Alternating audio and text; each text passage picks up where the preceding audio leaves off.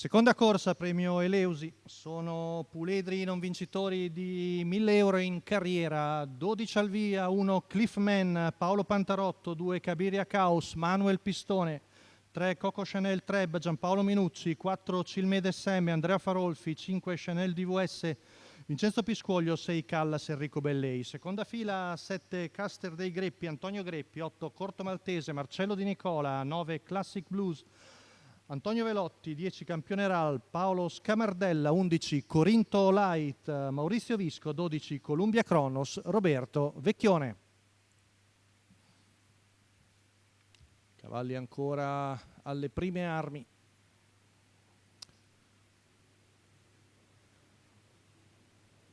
Partono in 3 allo stacco su di una linea, all'interno è Cabiria Caos, con all'esterno Coco Chanel Treb. Numero 4 Cilmede SM squalificato. Sotto Corto Maltese. Quindi passa in vantaggio Coco Chanel Treb, una figlia di Ridley Express con Giampaolo Minucci davanti a Cabiria Caos, poi in terza posizione leggermente distante Callas, Corto Maltese, intanto ha rotto la debuttante Callas, quarta alla corda è Cliffman,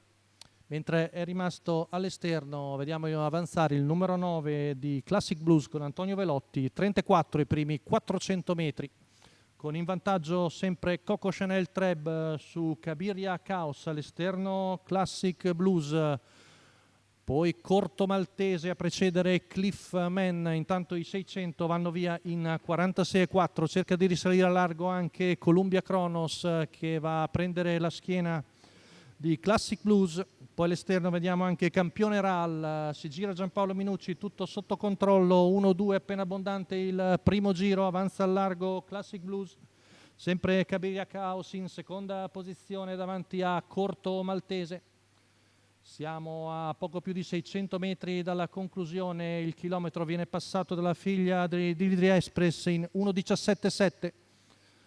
Sempre in vantaggio Coco Chanel Treb su Cabiria Caos, tonico all'esterno è Classic Blues, poi Columbia Cronos che accenna la terza ruota, retta di là passata in 14,9, siamo sull'ultima curva, lunga Coco Chanel, si trascina Cabiria Caos e Corto Maltese, ovvero i cavalli che hanno corso alla corda, siamo a poco più di 200 metri dalla conclusione, allunga ancora la femmina, ultima curva passata in 14,8, retta d'arrivo Coco Chanel Treb in netto vantaggio su Cabiria Caos che finisce molto bene, al terzo è Corto Maltese, vince Coco Chanel Treb su Cabiria Caos, Corto Maltese, poi Columbia Cronos a precedere Campione RAL, 1:16 secco, ottimo debutto di questa Coco Chanel Treb, Ridley Express e Farsalo Egral, Giampaolo Minucci, massimo compagno per il signor Mauro Prospero